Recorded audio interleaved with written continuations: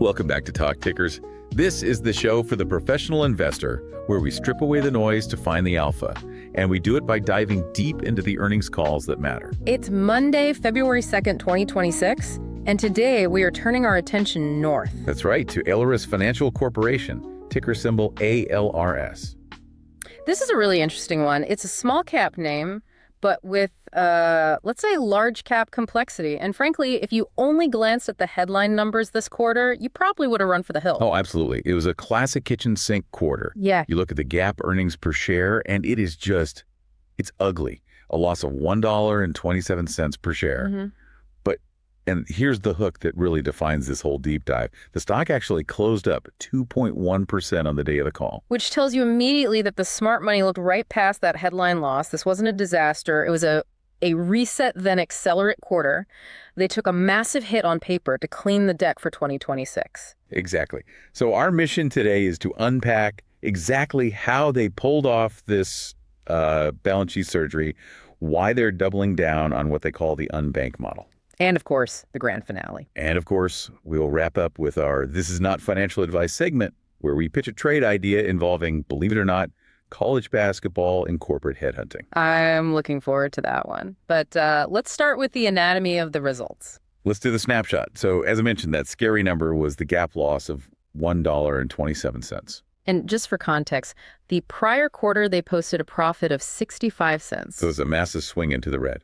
But it is a head fake. It's purely accounting noise from a strategic decision, which we'll get into. If you strip out the one-time charges and look at the non-GAAP or adjusted earnings per share, well, they actually came in at 85 cents. And the street consensus was only 57 cents. Right. So that is a massive, 28-cent beat on the core operating number. That isn't a margin of error. That's just a fundamental misunderstanding by analysts of the business's underlying power. Okay, so adjusted revenue was down about 12% year over year, $63 million. Mm-hmm. But the profitability metrics are where the story gets really interesting. Mm-hmm. Net interest margin or Net interest to 3.69%. Which is up from 3.50% just the previous quarter. In this yield curve environment, seeing a 19 basis point jump in margin it's significant. It tells you their asset repricing is finally outrunning their deposit costs. And their adjusted return on tangible common equity, the ROTCE, hit 21.05%. That's elite territory for any regional bank. It is. And for the value investors listening who care about the floor, tangible book value per share grew to $17.55. That's up more than $3 from a year ago. So you have a stock trading around valuations backed by a rapidly growing hard book value. Exactly. So the market sees this report, sees the underlying health, and buys the turnaround story. Volume spiked to over 250,000 shares. Okay, but to understand the turnaround, we have to understand the pain. Why did they report that huge GAAP loss? This brings us to our first deep dive theme, the balance sheet surgery.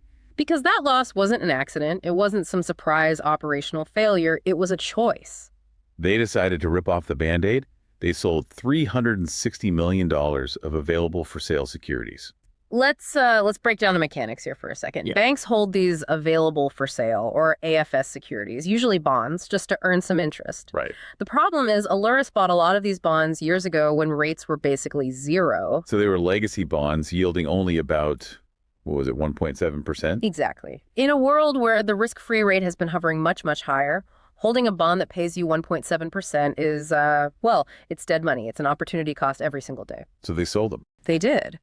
But when you sell a bond yielding 1.7% in a high-rate world, you have to sell it at a discount. A deep discount, I mean. Very deep discount. And that sale triggered a one-time pre-tax loss of $68.4 million. And that is the number. That's what dragged the GAAP earnings into the red for the quarter. So they take the hit to capital today. But what did they do with the $360 million in cash they got back? They reinvested it immediately. They moved that capital into new securities yielding approximately 4.7%. Okay, let's just pause on that math for a second. You swap a 1.7% yield for a 4.7% yield. Yeah. That's a 300 basis point pickup on $360 million.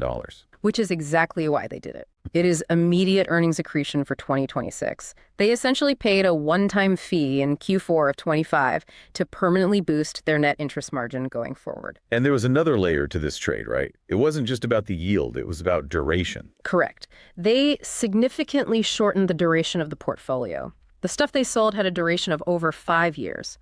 The new stuff they bought, about 3 years.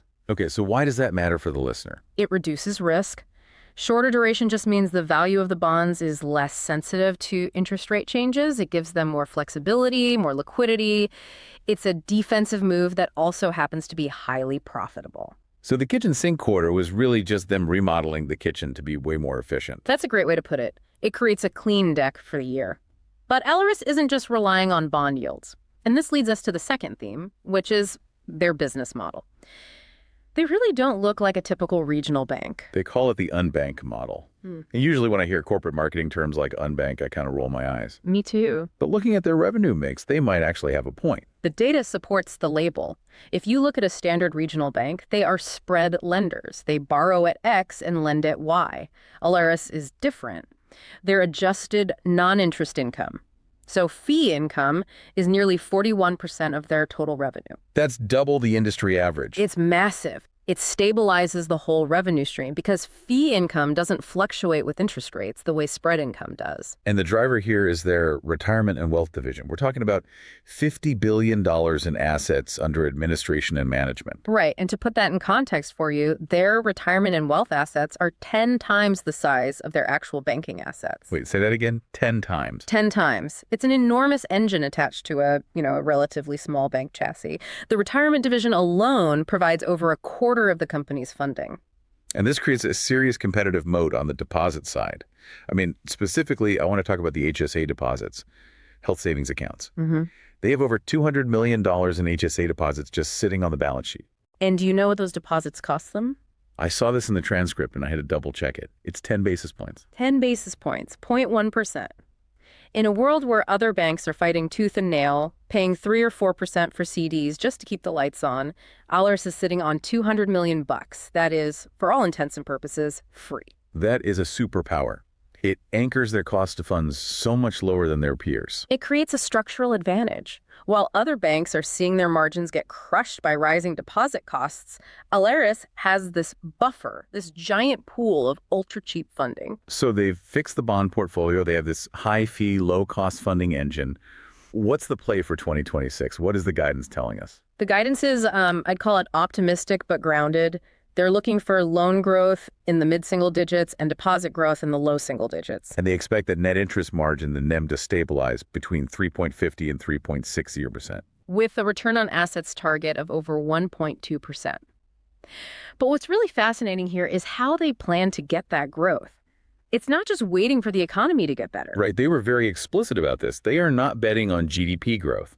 They are betting on market disruption. Management said, and I'm paraphrasing here, that 70% of their growth expectation comes from hiring talent that has been shaken loose by all the M&A in the Twin Cities. This is the talent poach. The Twin Cities banking market, Minneapolis, St. Paul, has been chaotic recently. Lots of mergers, lots of consolidation. And when banks merge, two things happen. Bankers get annoyed and clients get ignored. So Alerus is just sitting there saying, we will take your unhappy bankers and we will take your unhappy clients. It's a very smart strategy. Instead of paying a premium to acquire a whole bank, you just hire away the revenue generators. Yeah. They are aggressively recruiting wealth advisors, aiming to double their advisor count from 26. And this influx of talent allows them to really reshape the loan book.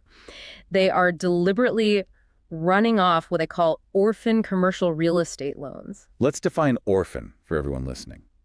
An orphan loan is basically a transaction where the borrower has a loan with the bank but does absolutely nothing else, no deposits, no wealth management, no treasury services. It's just a commodity transaction. Exactly. And Alerus is saying, we don't want those anymore. They're letting those run off to replace them with full relationship commercial and industrial clients.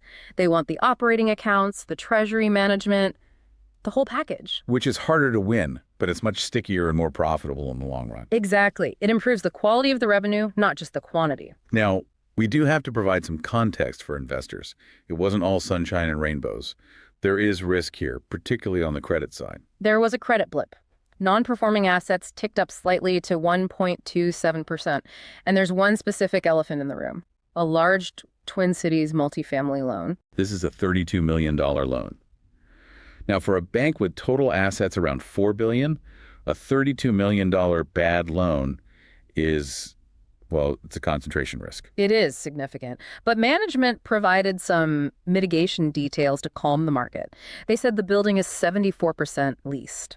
It's not empty. They have multiple offers on the table. And they've reserved about 17% against it already. Right. They expect a resolution by mid-year.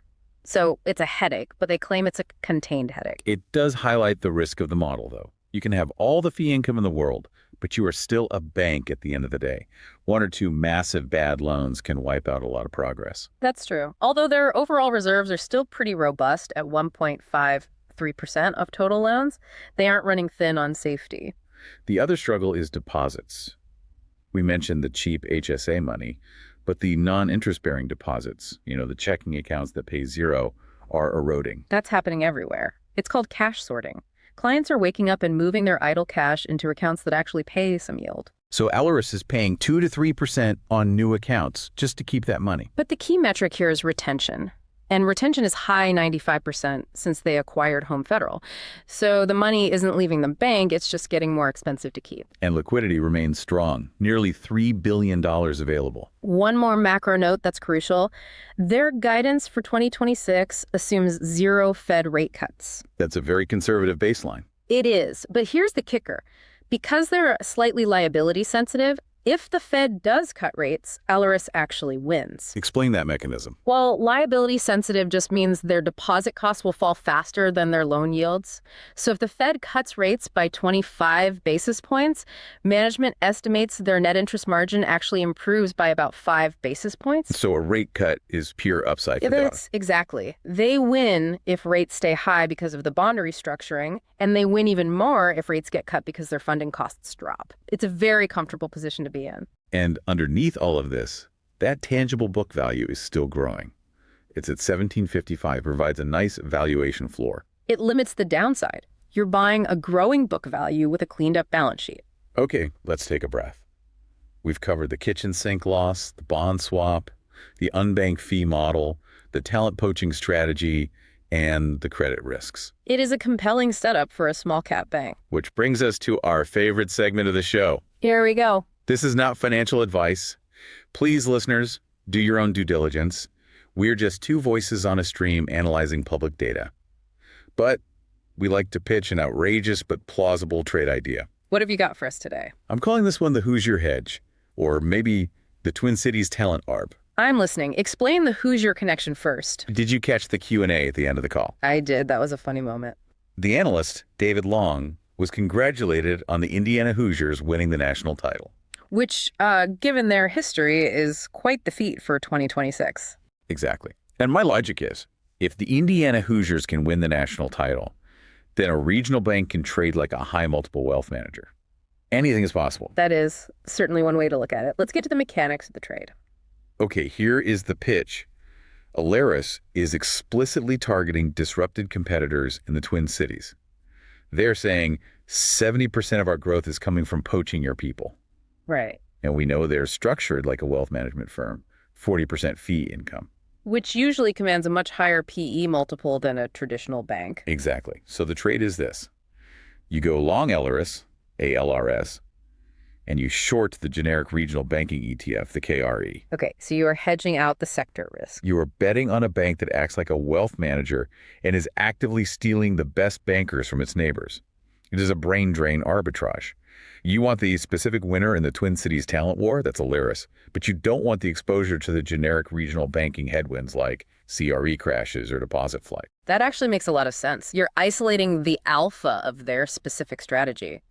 If the sector tanks, your short on KRE protects you. If the sector rallies, Alerus likely rallies harder because of that potential multiple expansion. Exactly. It's the unbank versus the generic bank. Just remember, shorting ETFs has its own risks and costs. Always. But hey, if the Hoosiers can win it all, Alerus can certainly beat the index. I can't argue with that logic. Bringing it back to reality for a moment to close us out, though. This quarter was a reset. A deliberate reset. Alerus took a massive paper loss to lock in higher future yields.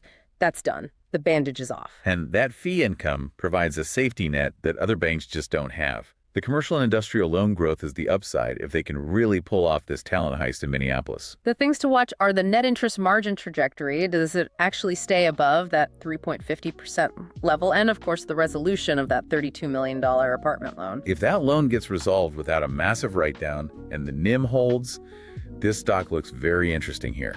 And keep an eye on that tangible book value. As long as that keeps climbing, the floor keeps rising. That's a wrap for this deep dive into Alerus Financial. A fascinating little bank up north punching way above its weight. Talk Tickers signing off. We'll see you next time.